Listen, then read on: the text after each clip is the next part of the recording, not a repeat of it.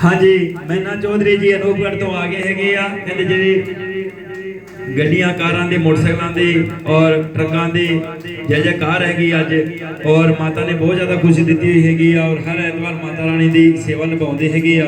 ਦੂਰ ਨੇੜੇ ਜਿੱਥੇ ਮਰਜ਼ੀ ਰਿਸ਼ਤੇਦਾਰੀ 'ਚ ਗਏ ਹੋਣ ਚ ਕੁਛ ਵੀ ਹੈਗੇ ਆ, ਔਰ ਮਾਤਾ ਰਾਣੀ ਦੇ ਕਹਿੰਦੇ ਆਉਂਦੇ ਹੈਗੇ ਆ ਔਰ ਹਾਜ਼ਰੀ ਲਾਉਂਦੇ ਹੈਗੇ ਆ।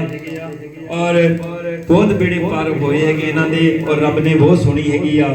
ਕਹਿੰਦੇ ਸੱਚੀਆਂ ਨੀਤਾਂ ਨੂੰ ਫਲ ਲੱਗਦੇ ਹੈਗੇ ਆ। ਕਹਿੰਦੇ ਉੱਚਿਆ ਤੋਂ ਮਾਣ ਨਾ ਕਰੀ, कहते बड़ा हुआ तो क्या हुआ, जैसे पेड़ खजूर पंछी को तो छाया नहीं है, फल लगते अति दूर कहते पर माता ने कहते नीवें रुखा बहुत कुछ दिता हैगा। अज के दिन हैगी आ जिहड़ी गड्डी दूर दराजा चलती हैगी आ, 4 रुपये भी कमा रहे हैगे आ, घर में भी सुख शांति हैगी, वो चढ़ती कला हैगी आ।